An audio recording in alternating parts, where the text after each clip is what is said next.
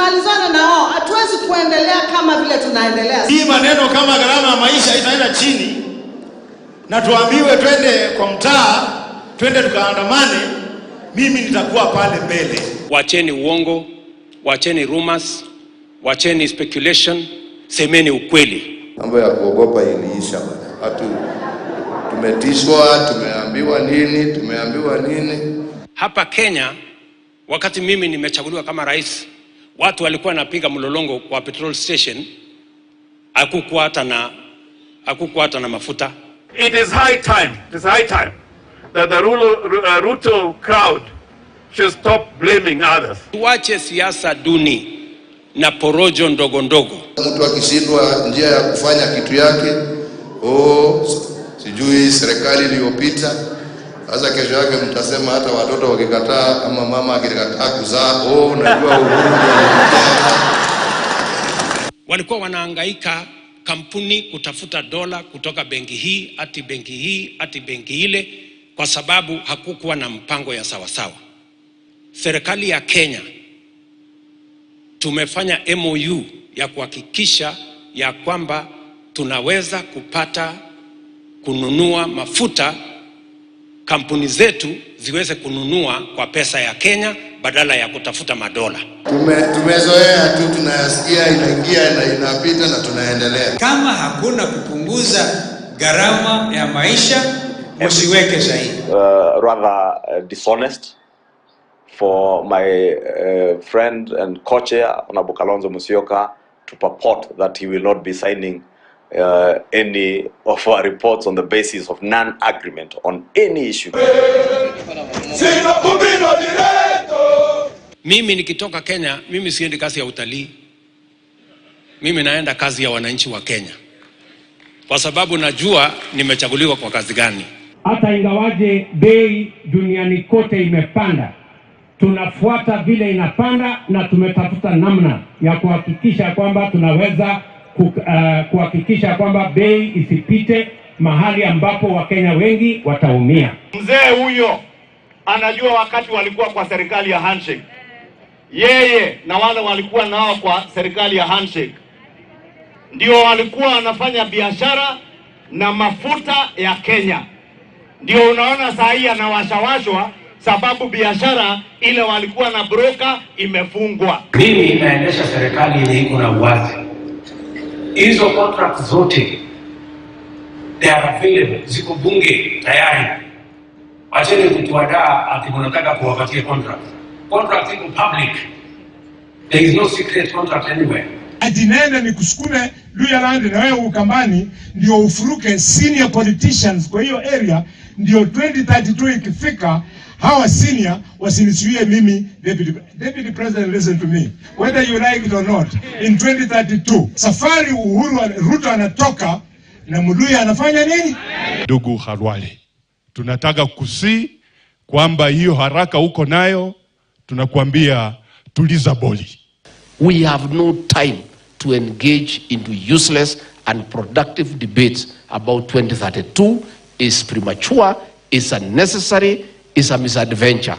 If there are those who want to engage in those debates, please don't drag us into that nonsense. Kama mkataba unafanya kazi, mbona mtu ambaye amejiunga aliingia kwa nyumba kwa mgongo aanze kuonyesha viongozi wa Kenya kwanza vidole, na tuko na serikali chini ya Mheshimiwa William Samoei Ruto. Tulishikana Ford Kenya, ANC, UDA, tukaunda Kenya Kwanza. There is no problem. Sisi hatuna shida. Sisi wote ni watu ya Kenya Kwanza. Hapa tuko UDA, ni chama yetu, muendelee kuijenga. Ford Kenya waendelee kujenga. Bora tukifika pale kwa debe, sisi wote ni wa William Samoei. The popular image of security or defense was a sector that was not only deficient in education, but had no time for ideas and certainly averse to higher education. The National Defense University Kenya has not only proven such a profile inaccurate, it is also demonstrating that our national defense sector are leaders in scholarship, research, training, and innovation. We still have serious threats of terrorism, radicalization.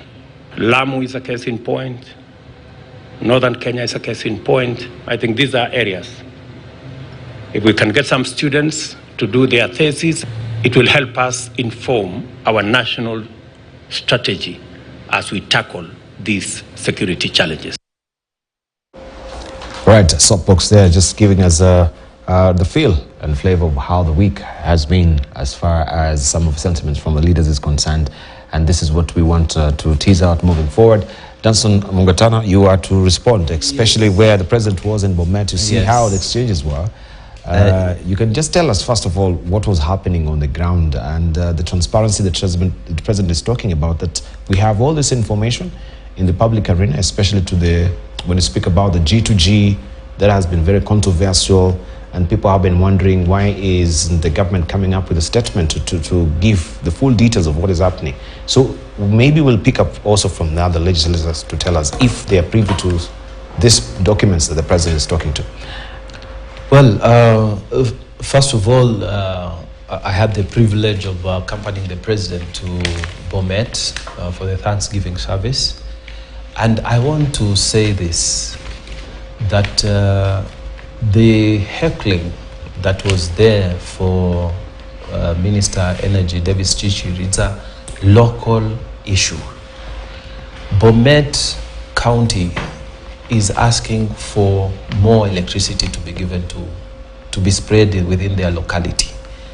And they are comparing themselves with neighboring counties, and they feel that they have been left behind. So that was a message that was sent. And the president and the minister were able to explain that the plans are there for eventual coverage. But for now, 50% or 81,000 households within Bomet County have been connected. About 50% of Bomet County is having electricity. So, you know, local politics are there, but the fact is they have coverage, and the fact is that they were explained by the minister after the crowds went down of what the plans were to make sure that Bomet County also improves on the percentage coverage as far as electricity distribution is concerned. So is he the only minister or leader who got this particular hostility? Yes, because they were sending a specific message to the minister. But the rest of us who spoke, I think it was it's a warm area for the president and the rest of the team. Anyway, aside from that, I have had lamentations from my colleagues here, how the cost of living is bad, how life is bad, what is bad. And I've spoken about it, and I've said that when you are a father in a house, you are the leader. You have the responsibility to take in the blows. And we are saying we are in this administration. We want this election to give direction to this country. And we are ready to take the blows. But the fact of the matter is, if you are a father who has no plans, then you can die when the blows come. But if you are a father who knows that, yes, we are tightening the belt, but next year things are going to be better. I'm doing this because we have to pay school fees. We are not going for holiday because we are going to have to pay school fees in January. We are not going to do this because we have to plant, we have to invest in fertilizer and plant the shamba that we have. We are not doing this because we have to pay rent. We're cutting here and there because your sister, I have to pay the fees for you know. A father who has a plan, like we do, is going to take blows because you can't fulfill all the needs. There are needs that you cannot meet, but you have a plan to fulfill the needs. And this is what I'm telling our colleagues, that the president, under the Constitution, Article 130, he has the executive authority. In fact, on Thursday the other week, he went to give a report on what he is doing. Okay, and we are saying that we have a plan. When we talk about agriculture, we said we shall subsidize production, and the fertilizer thing has paid off. We have moved from the 43 million bags Uhuru was talking about last year to 61 million bags the same time this time. So we are saying that in agriculture, it's paying off. The plan is paying off. We have said that on the issue of oil, because agriculture and oil, these two determine the cost of living in terms of the food that we produce and the cost of living which is affected by the fuel prices. Now, in terms of the food, we are saying our plan is working because we have increased agricultural production, and because of the increment in the agricultural production, food prices are coming down. That's what we are doing in agriculture. And it is going to get better. In terms of the fuel prices, which is connected to the dollar, I'm telling Kenyans today that the president took the initiative to make sure that over 100 companies were out of business when he took over. Why? Because there were small companies which are bringing in oil into Kenya, and they could not manage because they couldn't find the dollar. The demand on the dollar in Kenya at that time was $500 million every month to purchase oil directly. So I'm telling Kenyans now that what the president did is to go and make an MOU with Saudi Arabia, with the Emirates, to make sure that we pay our fuel bills in Kenya shillings, not in dollar. So what happened after that? The pressure on the dollar decreased. If we had not done that government-to-government deal, what would have happened? We would be talking about a dollar at 200 shillings and beyond now.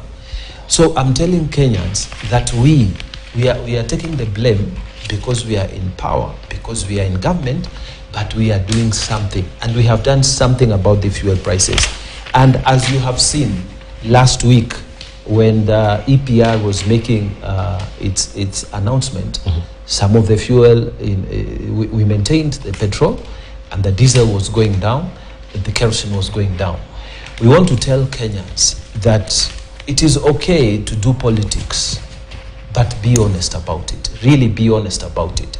The cost of living, if they are saying what we are doing isn't working, we have not seen them give us an alternative. We have not seen them tell us, you know, they wake up and say, let's do subsidy. Subsidy was costing us 30 billion every month. 30 billion every month is not sustainable. And we have told Kenyans that if Nigeria is an oil-producing country, and Tinubu, the president, made an executive order that we must remove subsidy there so that the country can manage balance its books. Kenya, which is a non-oil producing country, has done the same, you know.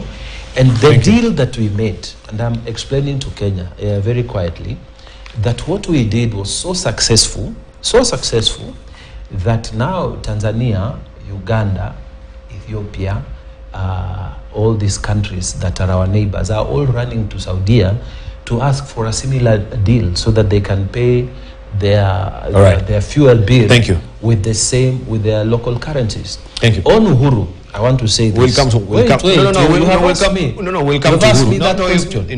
I want to say one thing. Let me just say it. We will come to Uhuru. So Uhuru Kenyatta, let me just say it. Uhuru Kenyatta, there's a saying in Kiswahili. Usirushe mawe kwa polisi kama huna mbio za kukimbia. Don't stir things that you cannot handle. He himself, I don't know who has been talking about Uhuru of late. Nobody is talking about him. Nobody's talking about him. He's over, you know, he has a sense of over-importance. His time has gone. He should retire.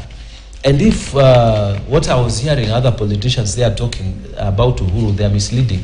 That I don't know, we in Western, we shall hold it. You, Uhuru, bring us Central, and Kalonzo hold us Ukambani. Uhuru was in power. He could not deliver his own village. He could not deliver his own polling station. Now he's not in power. How will he deliver your Central? Right. I think you are misleading him. Let that old man go and rest. I have a personal liking for him, but whenever he wakes up to talk, he's starting a dishonest. He doesn't need that. He needs to wacha tupambane na hawa ambao wako kwa siasa. I think it's unfair because I also feel bad to try and attack a president who has exited. It's not a good thing. But if he's forcing us into the duel, then he should be prepared. One meeting, and we can arrange 20 meetings. Meeting. Right, thank you. 20 meetings. I don't know what will be your assessment, because what Honorable Mungatana is saying regarding Uhuru, that he's overplaying his hands, and he's got a sense of being over important, as he's trying to put it. Is that what you're reading? Because we've seen the Deputy President has been very categorical regarding the previous regime and the wars that they're in. Not only him, and a battery of ministers as well. So do you hold with this view yourself? I really don't, because Mugadana lives in Kenya. And about 2-3 weeks ago, he saw the sitting Deputy President saying that he will be looking for Uhuru to talk so that they can bring the community together. If he was that useless, what would be the need for the Deputy President to look for Uhuru? And we are getting. I totally agree with what Senator Omugeni is saying. I don't know whether there's a disconnect between what the people think and what this Kenya Kwanza government does. Because Mugadana lives in Kenya. Anytime we interact with our colleagues from Central Kenya, you could get this feel like they think they still need Uhuru. But as he says, I think it would not be fair to spend a lot of time talking about Uhuru because he's a retired president. But I think if you write of a retired president, you'll not be doing justice to yourself. But let me come to the issue of the G2G. You know the bar. Yeah, that's what I wanted to ask you even before. Yes. This document that the president is talking, Yes. are you privy to it? We've seen Senator Omutata putting a press statement over the social media as well, just reacting to the G2G, that this was well budgeted for. So what we're hearing is not true regarding the G2G, even with Anjeri, as we can see her in the hot barrel there. It seems she's just a poster child of some, I had said earlier, some honchos who are actually behind this particular deal. I have not privy to this document. And I remember, I think it's even in this show when it was actually introduced, we were discussing it. And I did say that one of the challenges of G2G arrangement is there's a lot of secrecy surrounding it, so that not many people get to know what is happening. No. But let's look at make a this. correction. Let him finish. No, you have your time. We will come to him, Mugatana. A matter cannot be in parliament and it's secret. Allow me. You'll get it. No. Was this matter discussed in parliament? Yeah, Chirchir was before the committee of energy, and he tabled everything and explained But everything. it's the same How can it Churchill. be now that it's a secret thing? That's what I want to come to. It's not. Because you know what is happening. We are before public. Let us say All right. what is facts. Can him just let him just finish his What I train of wanted to thought? say, Jibal, Let's be honest. you know, Jibal, the thing is, from where I sit, when this G2G arrangement was made public to Kenyans, what were the objectives? Objective number one was we'll be paying for the fuel in Kenya shillings. As a result of that, we were supposed to have the dollar drop all the way up to 120. So even from where I sit, without even discussing the details of the arrangement, have we achieved that objective? No. The second thing is, this lady called Jerry, she's now having serious problems after bringing in this big ship of oil. Yesterday, in one of the interviews, and it was public, she did mention names of people who are very close to State House relating to our issues, what she's going through now. So, if this deal was that transparent, why are we having these issues coming up after the deal has been discussed? Chichi was summoned to Parliament. He did provide the documents, but how many times have we seen CS is presenting documents which really is not the truth? How many times have we seen that in Parliament? Documents have been presented there, you follow later, it's not the truth. Currently, there is this discussion where this issue, although this, let me not talk about that because that is still, I think that is not, it's not yet coming out because I don't want to go public on that, but it will be coming out very soon. But I can tell you for sure, this day, G2G, there is so much which has not been said.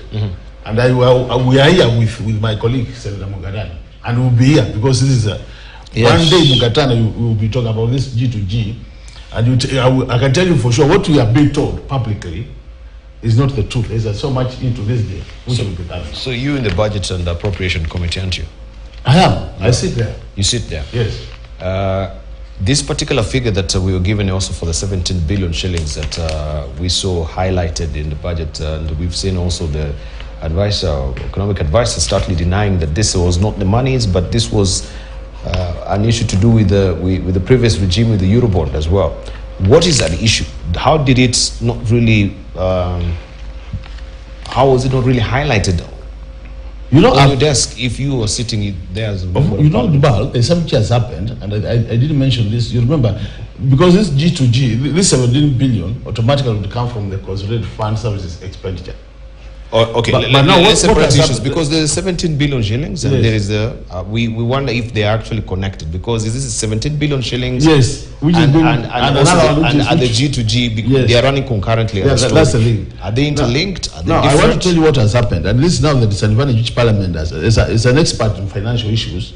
What has happened? Our budgeting arrangement has moved from what we call itemized budget to program budgeting. Now, program budgeting is where you come and when you say we'll be spending this 10 billion, and out of this 10 billion, this will be the outputs and the outcomes. So, for example, when we get money under the security docket, we'll be asking what are really the outputs of that money. We will not go to the activity by activity. And what that has done to Parliament, initially, we will get the big books, and Parliament will be able to go item by item and say, where is this money going? And that's why you saw even the other day, the control budget was saying our salary is budgeted 3 times. Because what is happening now, Parliament doesn't have that benefit of going to the itemized budget. They do program budgeting.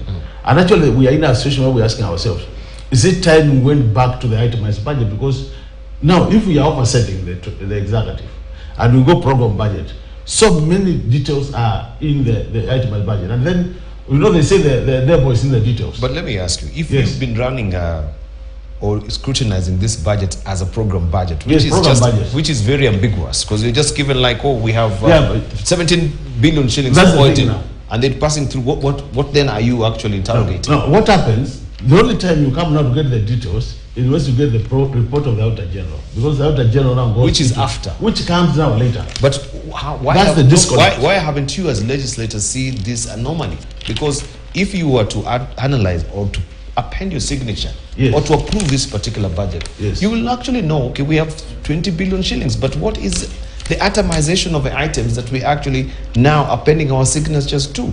Because they will hide in the details. If it is budgeted, how will I know that within the 20 billion shillings corruption has been budgeted? That's okay. You know, the problem is now the shift from itemized to program budget. And since we have shifted, now the question is, do we now go back? And I think really we need to go back. No, first of all, we need to ask ourselves, what was the rhyme and reason why we shifted from the itemized budget to programs budget?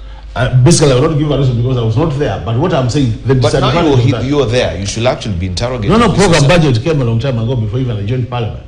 But generally, what has happened is, I think the issue of many countries have moved to the same direction. The issue of the IMF and the World Bank coming in to help countries do their budgets is the same story. So it's a template of IMF? More likely, it's a template actually. It's used in many countries. When you go to Ghana, you go to South Africa, they have shifted in that direction. But I think the assumption was that we'll have officers who are so, transparent in terms of how you do your things. In the developed world, nobody will do what we are doing as a country, where you get a budget. And we have said this. If your salary is 30,000 today, we know in a year is 30,000 times 12 to 360. Okay, why should we have $1 billion for you? And it's that simple. So we are saying we have officers who are not open and transparent, and they are taking advantage of this program budgeting, which needs now, there might be need for a pre-scrutiny of the budget at itemized level more than the program level. And the other question is that even as Parliament, do we have that capacity in terms of numbers to do that detailed budget as done by the executive? These are the issues which we must discuss as Parliament. All right. Yes. Let me hear from you, Okongo Mogeni. I don't know what you're picking up with all these particular deals. We're talking about the oil deal. We'll still go back to also the edible oils as well. Dibal, if you have been following the happenings in the country, you remember that the control of budget made a very sensational claim that this country has now moved to the level where we have what we call budgeted corruption. And I don't know how true the allegations that Senator Umtata has made, but that's just a follow-up. That there are people in the budget-making process budget to steal our money to enrich certain enterprises. I think if we were a country that is fair to ourselves, that's where we need independent investigative agencies to dig deep and unearth the truth for Kenyans. But what we were told on this G2G thing is that it was meant to stabilize the cost of fuel, if I got the president right. And they initially were told once we buy fuel using Kenya shillings. If you remember, if I can dare quote the president, he said the dollar will drop to below 120. He said, give me 2 months, you will see what will happen. That has not happened. Instead, Debal, what this is causing us is that we are losing one of our great trading partners in the country of Uganda. Uganda has been importing fuel worth 300 billion from us. We are losing that business because of this G2G. Because he says the market economics we are engaging in this country does not favor Uganda. So he's opting to move to Tanzania. The question I'm asking, I'm not an economist, why would we come up with a strategic policy initiative by the government that is making us lose economically? Even if you are losing a very key trading partner, should you go back and reflect? And at times, Debal, it is wise to own up. Where you make a mistake that is very costly to us as a country, you own up, Debal.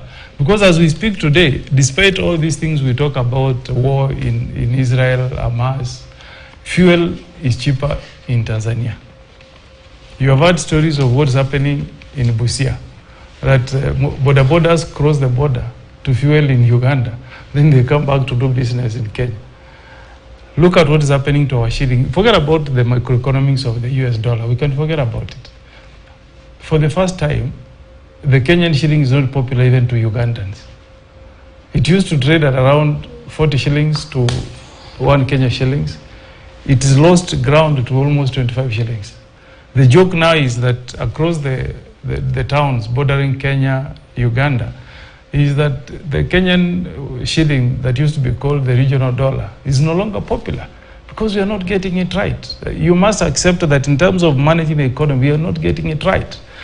Pick that newspaper today, from page 28 of Nation, all through to 38, are properties of Kenyans being auctioned because their businesses are not performing.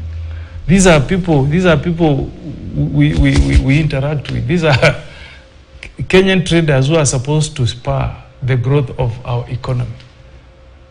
Their properties are being auctioned. So as a country, we need to reflect, Debal, and accept that we are mismanaging our economy.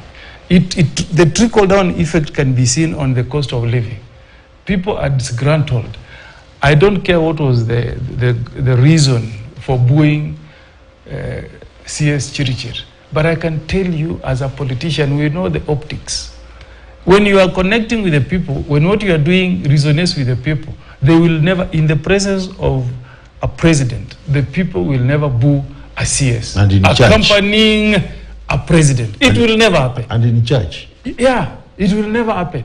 In fact, those are tell signs. For anybody in politics, you will know that things are getting thick for you. I mean, CS is in his backyard. You know, he comes from Bomet. It's like in our days, you go to Nyamira with CS Matiagi and people boo you. You must realize that when that happens, you have a disconnect. And I want to tell my friend Mungatana, whom I've breathe in and out and relax. We have to say these things. Let me also say something. You know, if you go to, you know me, I like following regional politics.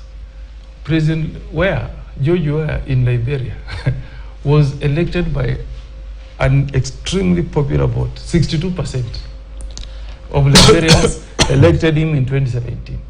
And the promises he made is like what I've seen, the promises would have made to Kenyans. He told them, once I win, poverty will end, I'll finish unemployment, I'll make life very bearable for Liberians, life will be good.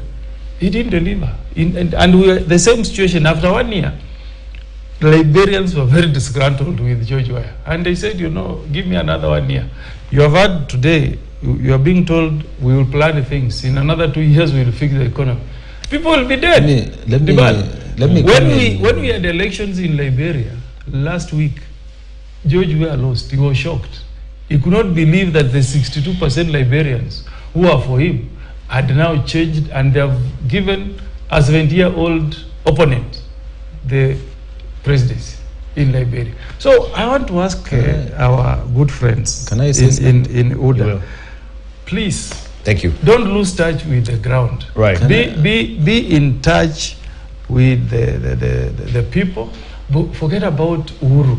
Uhuru is a retired president. I was with a senator in Bunge, and they told me nowadays when we go to when they go to Central, they stand up to speak Uhuru.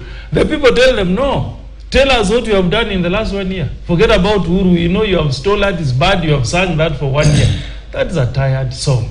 Thank you. Kenyans now want to hear what something? UDA has done in 1 year, and what is going to do to put food on the table of Kenyans. Thank you. You know, this idea of saying that you want to plan about what you will use for holiday, what you use for feast. Let me tell you, the problem what Kenyans want now is food. Thank you. The problem with the opposition, and my colleagues, with due respect to them, they have no plan. Their only plan is build a road. Oh, the problem with the contract is bad.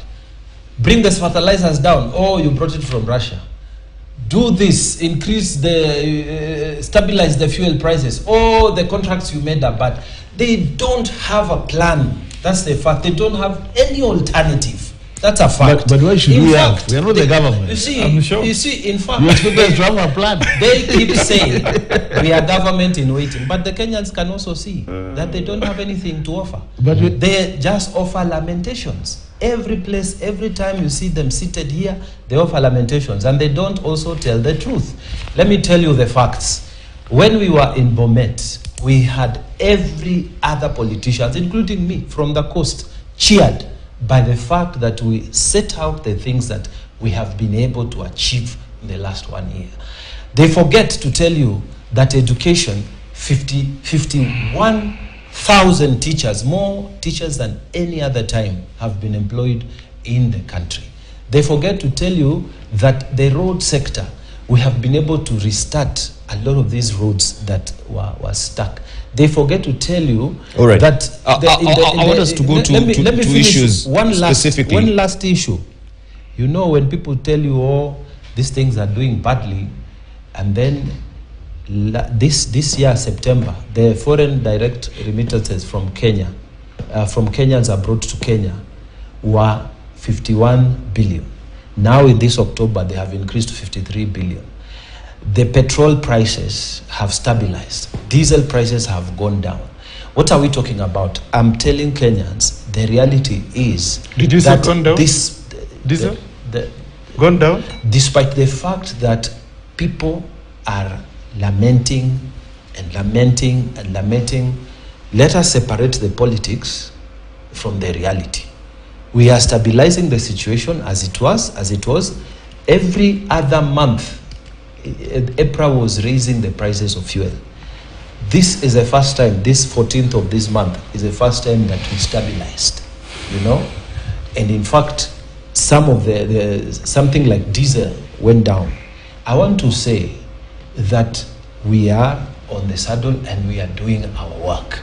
They are lamenting, and as a government in waiting, I would expect them to stand and say, let us not do this, but let us do this.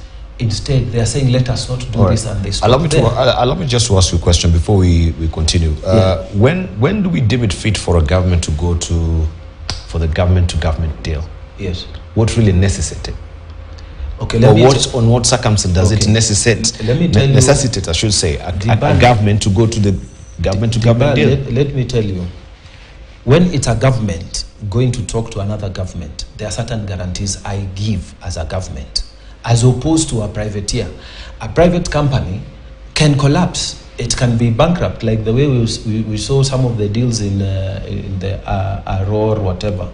A private company can come, make promises, do this, that I will provide this and that and the other, and then they disappear. But our government will always be there. So when the government tells you, in case of any default, we shall take charge, then you have the comfort of making softer terms. And that is what happened. We went and told them, look, we can't pay on the dollar, but we can pay on Kenya shillings. And then don't put the pressure on us on the dollar. And the government was able to accept that, because this is a government talking to another government. And when we do something like that, it's for the betterment of Kenyans, because at that time, as I've said before, about 100 companies that were doing oil business were not able to access dollars. It was only the big boys who were playing in that field. And therefore, when we changed now back to the Kenya shillings, we are able to bring all these people back into business. People are able now to import, do their thing like they were doing before. This is a good thing. And I want to say something else. Yesterday I was listening to the president of Malawi, and he was giving a speech about the austerity measures he's taking. And one of the things he said is that I am not going to peg the dollar on nothing in this country. As in, he's not going to support the rate with funds from the Republic. He's going to leave it to the market. You see? And every president who is wise, that's what they are doing. You have to let the economy, the free economy operate. If you say you are going to put money, because like Kenya, previously, I think you've heard the governor talk about this. They were trying to stabilize using something like 20 billion to stabilize the dollar. Now we don't have that kind of money. What we are saying is, let us do what can be done, but allow the market forces to play. And in Kenya, I think so far we are getting it right, because even the World Bank and IMF last week the money was released. They have started to see that because we are looking after the economy in a proper way, Kenya is creditworthy. Right. They can release more funds to us to do budgetary support and help the economy grow at its rate. Okay, we'll come to that. But I want just to ask you, because yes, I'm asking the reason why we went, because we had a team also going back to in June to renegotiate this particular deal, because it was felt that this deal does not give Kenya a chance to actually enjoy the drop in international fuel prices, right? And the question is, since we were going there for the sole aim of us enjoying or dialing back this particular figure where it is right now from 217, but then it was around 200 shillings to 120, as the president has put. Yes, that has not been realized. Yes, that's why I'm asking, what was the urgency for the government to government deal in the first place? Because even in procurement rules, when we normally go to government deals to circumvent the procurement bureaucracy, so that to achieve a certain aim. Yes. So that there is emergency. It could be with the floodings right now, and then we don't have to go and have the lead times and waiting period. Yes. So that we go to the government deals. Unless again it is a security issue that you want it to be shrouded in secrecy, then that will warrant government deal. If you go back to IBC as well, you see they're complaining we don't have time. That's why we went to these particular deals in the government deals. So for this one, what was the tearing rush for us going to it in the first place? That's what I want you to answer. Secondly, just a moment, why haven't we realized the chief aim for going for this particular deal, that the prices will be 120 now? Okay, Deepa, let me just say this. Sometimes as politicians and whatever, we like talking theory. It is good to hear from the actual industrial players, those in where the rubber is touching the road. Galana Oils and the really big boys have put it out there, and I have said out there in a public statement just I think 2 days ago, and they have said this is the best deal the government could have done for the nation because of what? The scarcity of the dollar at that time. And you know, Dibal, we are here talking nicely in this comfort of this room, but I'm telling you, if that dollar had gone to 200, the cost of importing fuel would have gone skyrocketed. Not just that, there are traders who are bringing things from outside. They will pay in the dollars. There are things which edible oils and things, it would be impossible to live in this country. That was the best thing we have done for this country. And to prove that, Uganda, Tanzania, Ethiopia, they have all gone to Saudi Arabia, to the United Arab Emirates to also seek similar deals. And again, to show that this thing is not like what people are trying to paint it to be, the minister has gone to the Energy Committee. He has produced everything that was requested. And then it doesn't stop us as Senate to call him again, or as the National Assembly Committee on Energy to call him again to clarify on any issues. We have said, and the President has said, and all of us are saying on this side of the administration, there is nothing to hide. If there was something to hide, we would have hidden it. Now, about the dollar coming down, about the dollar, I was explaining the first bit, my friend. You know, I am a very serious student of you know, the in fact, the 120, which is the second bit of the question, the 120 bit of the dollar, we have not reached there. And the reason is the dollar, we don't control it. Okay? There are market forces there. What we have done is to make sure that there is enough supply within the market, so that the market I've just given you the reason why. I've just given you the reason why we are not yet there, because this deal is the one which is preventing us from getting there. Not true. In the first place, because this is why we went to renegotiate this particular deal. True, so we are locked because the prices are going down. How much is a barrel of oil? It has gone down. It's true. It went down last month. Yes. How much is it stand? And Tanzania lowered it is 83 per barrel. Yeah, right but now. I'm telling you, let me explain something there so that it's clear. You know, when you go to make a government-to-government deal, yeah, I'm telling you, give me credit for 6 months, okay? I will be paying you in Kenya shillings, okay?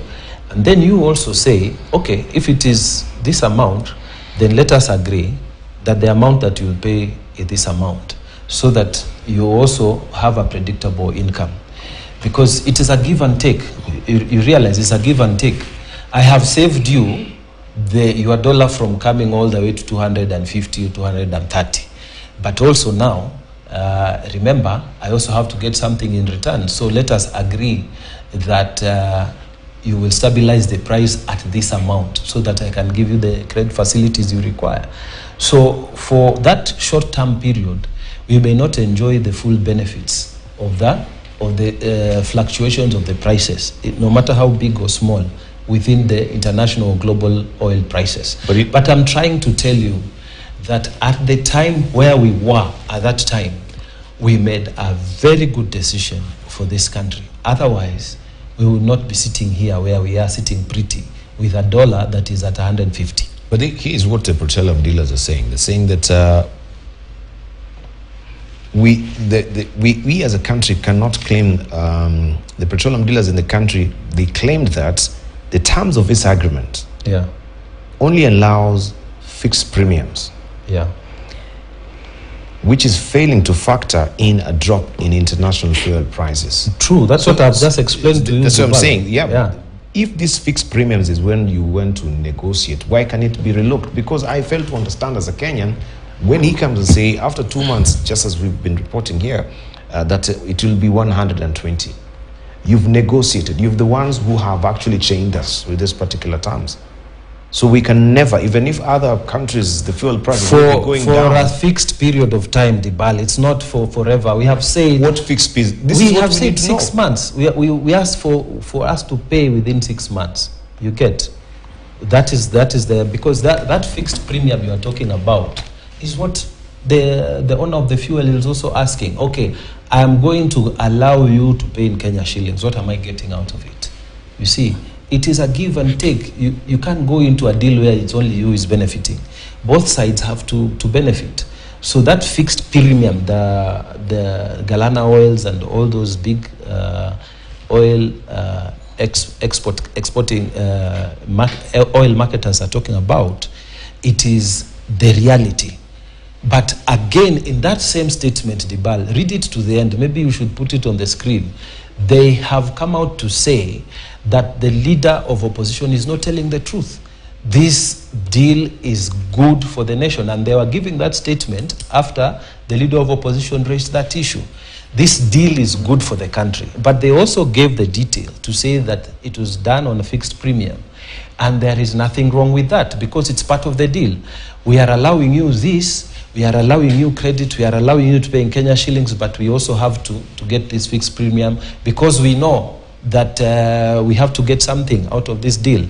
So are you cognizant with the fact that this deal has costed the small oil traders? They've been closing shops here. No. It has allowed sufficient supply of the dollar within the Kenya market. It has allowed more than 100 oil companies, small guys who are operating and bringing oil and selling, to operate and go back. It has allowed you, Kenyan, to have enough fuel to operate in the economy. Otherwise, if that wasn't done, we would not have been able. We've been here and we've seen small traders. They cannot actually. People are not because. And I read it from this particular. I think it was you I was reading to last Monday here. That even with the increase of fuel prices, we've seen the blowback effect of it. That the fuel revenue has not, the fuel levy itself, in 5 years, it has never sunk to the lowest that we have right now in 5 years. But we have going to show we have never sunk this low in terms of the way how it was mishandled in the when we picked up government, how economy was mishandled. We have never sunk that low that we are staring at a collapsed economy. But where did you pick it from? When you actually came to, it was not at 217, was it? No, when you should have gotten better. Look, we picked up this economy when we were going to be declared bankrupt. We picked up this economy with unsustainable subsidies. Let us say the truth. 30 billion every month. We could not sustain that. We had to make hard decisions. And these hard decisions is how we are making life possible for Kenyans right now. I'm saying that we made decisions that were necessary at that time. Okay, let me come to you. Actually, let's put this thing clear so that we provide facts to Kenya. No, before you provide facts to Kenya, because the president has called on you as well as parliament. Yes. And they say these details are with you.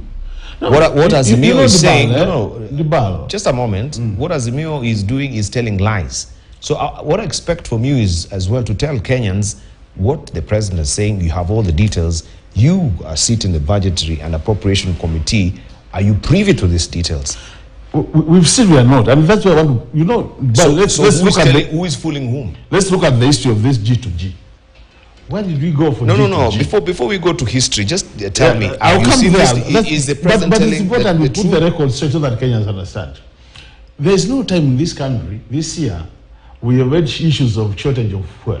So that we're not able to. We were saying we went to the petrol station and we didn't have. We didn't have. That was a reality. You remember that? No, that's a reality. Just a moment. No, those are not. That's not. Just tell back. What did you say again? Just a moment. I said this.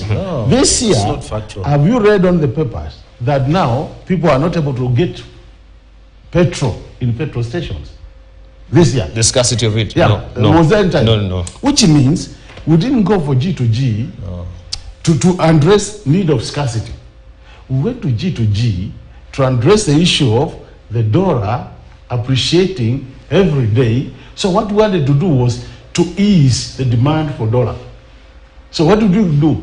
We went to the big boys in the oil industry, the three who have been mentioned, discussed with them, locked out everybody else. Because what was happening, all the importers were looking for dollars to import fuel. Now, as a result of that, because the demand was higher than the supply, the only thing the government could do was to ease that demand for the dollar.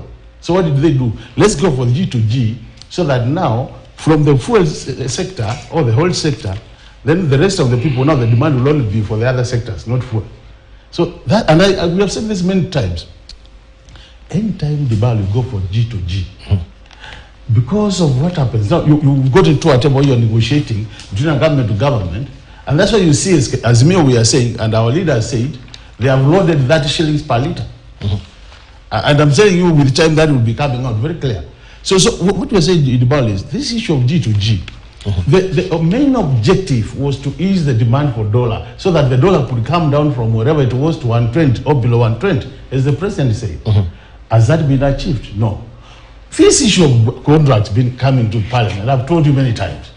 We know this government. We know governments. They can always bring you papers on Parliament, which you look at as a committee, and the committee has not even said they were confused with those papers. The fact that they were presented to the Committee of Energy, they were not presented to the whole House. So the committee didn't even say that we were happy with what was presented to us. But there is something, Mugatana, which I think we can't let it just go. Dibalo, when we went to the elections, the people who are given mandate by the Kenyans to lead this government and govern Kenyans is Kenya Kwanza. So on that note, they were given all the instruments to lead, including the national budget. Azimio has no budget. So even if we had our plan, we will not be implementing our plan. Just the same way, the person who lost at the MP level, to me, the person who lost to Mongatana, the person who lost to Senator Mugen today, is not being asked to account or to be asked, why have you not implemented this? Because the thing is, once you lose, you are supposed to take the other side and now become someone to oversight the person who has been elected. That's the thing. So this idea of you seem to have no plan, you seem to have we have a plan. We had our whole manifesto as a mayor, but we are not the people implementing our manifesto. And that's why anytime we try to help them implement theirs by sneaking in some of our good ideas, they say no to them. It's not the first time. Like now, how many times have we told them implement this? Could we? I gave all you the time. I listened to you. Just take notes, so that when your time comes, Let me take notes. you can respond. You can respond. All right, I can see it's coming up to 8 o'clock. The simple thing, Jibal, is this thing called G2G has not benefited the country, has locked out all the small importers of fuel, and I'm sure they are complaining all over the place. They are saying, they are our friends, some of them, they're telling us, no, you guys, you have locked out of business, that's why they are closing their businesses. And the whole essence of open tendering is to get the best deal in the market. Anytime you lock it, then you don't get the best deal.